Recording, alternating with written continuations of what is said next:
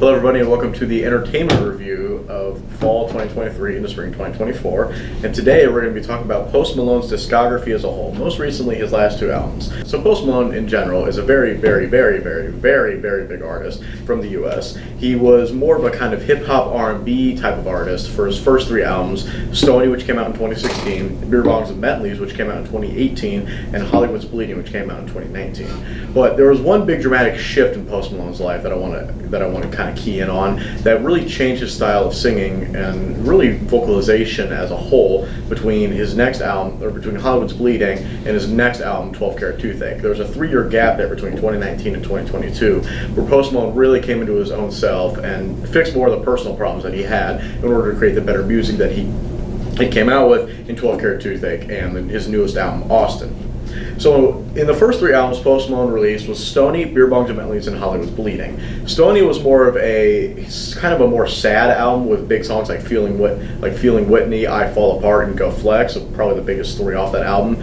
And then you also had one of his biggest songs ever, Congratulations, which is kind of a clash of different themes, but it was still a great album and no one really cared about anything. And then Post Malone released another album in 2018 titled Beer Bongs and Bentleys, in which most of his very popular songs came off of. His most popular song ever, Rockstar, featuring 21 Savage, is off of this album.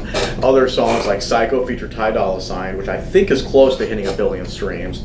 More songs like Stay, 92 Explorer, and Other Side, and Candy Paint, which are all probably in his top 25 most streamed songs, all came off of this album, which is always a weird album to look at because you do have the songs like Other Side and Stay, which are on the more sad side, which feel that belong on Stoney, but you also have Better Now and Rockstar, which are more of these upbeat, like, oh yeah type of songs, which you really would expect from this album.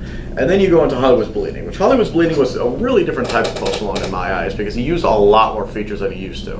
And some of his biggest songs off of this album was Saint Tropez, Enemies featuring DaBaby, and Sunflower, which is actually his second biggest song behind Rockstar. This album was more of a kind of a transitional period because Post Malone was getting into a lot more of the features in his albums, using DaBaby on Enemies, using Ozzy Osbourne and Travis Scott on Take What You Want, and also using Meek Mill and Lil Baby on The Road, and Future and Halsey on Die For Me, which is really a kind of different type of Post Malone because you really wouldn't see a 2-feature Post Malone song, I think, ever until this album, and showed that he really was kind of in a different state of mind going into this album, which has still produced good music, but Hollywood's Bleeding is one of the more forgotten about albums when compared to Beer Bongs and Bentleys and Stoney. And then between 2019 to 2022, there was a big shift that happened in Post Malone's life. Up until about 2020, Post Malone was addicted to hard drugs and smoking cigarettes and drinking heavily and all the sorts of like, oh yeah, I'm cool type of mentality that you would get from a big time artist like that.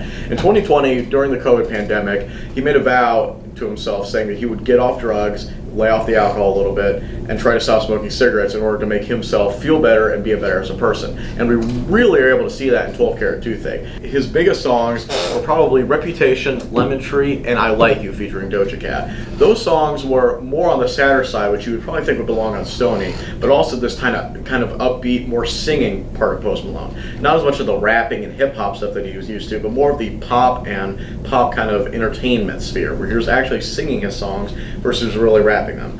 And one of the titles to one of his songs is Love Hate Letter to Alcohol featuring Fleet Foxes, which is personally my favorite song off of the album. Now if you really look at the lyrics of Love Hate Letter to Alcohol, I think this was kind of a song that Post Malone released in order to kind of tell his fans that he was probably laying off of this. In some of the lyrics it goes, "You're the reason why I got my butt kicked. I was laid out flat like a centerfold. Jakey and his partner drove me home," indicating the fact that he was really going heavy on the drinking side and maybe not enjoying it, but just passing out and honestly, being an alcoholic, if we're going to put it straight, or just abusing alcohol.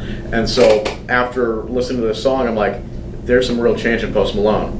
Because you look at his other songs on the album, they're a lot more upbeat, they're a lot more happy, except for Reputation and Lemon Tree, but those are two great songs on their own.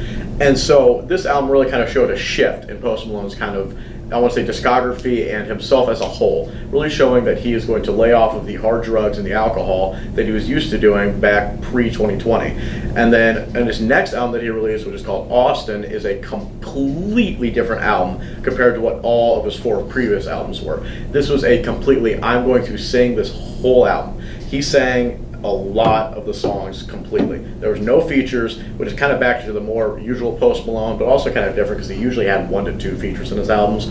But this was a really rejuvenated Post Malone, showing that he has gotten off of the alcohol and the hard drugs because of the fact that he is now singing these songs. He is upbeat. He is more happy in my eyes.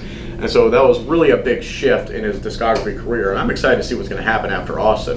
12 Karat Toothache and Austin came out in 2022 and 2023 respectively, and I'm really excited to see what he's going to come out with in 2024 and coming on. Because really, I don't think we're going to see much of the older Post Malone, where he was more the hip-hop and rapping type of Post Malone, because he was on such those hard drugs and under the influence of pretty negative stuff, versus whenever he's sober and enjoying life, he is going to probably be singing more of his songs. And with Post Malone, I could see him really not going back to his old self because of the stuff, because he's gone away from the bad influences and now he's just into the mainly singing of his albums. Austin was a great album in terms of, if you really like singing Post Malone, you're going to love that album. And I'm excited to see what's going to come out in 2024 and 2025 and even after that, because this is a whole new changed Post Malone, and I think for the better.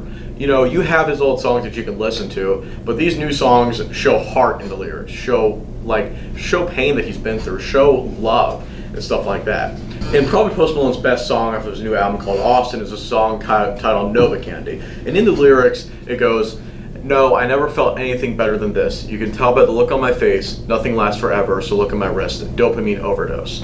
Which, you know, reading that, you're kind of thinking, oh, looking overdose, what does that mean? Well, dopamine is the chemical in your brain that you release when you're happy, when you're excited or feeling good emotions. And so in this lyrics, it continues, "No, I never felt anything better than this. I would give up my tongue for a taste, even though I know it's catch and release, dopamine overdose." Really showing that he is happy, like a genuinely happy person in listening to this album and more singing of this album. So I am really excited to see where Post Malone is going to take this, if he's going to stay as himself as he is now, which I really like, is more the singing type of guy, or go back to the hip-hop R&B artist that we kind of knew from 2016 to 2019. So, yeah, entertainment review.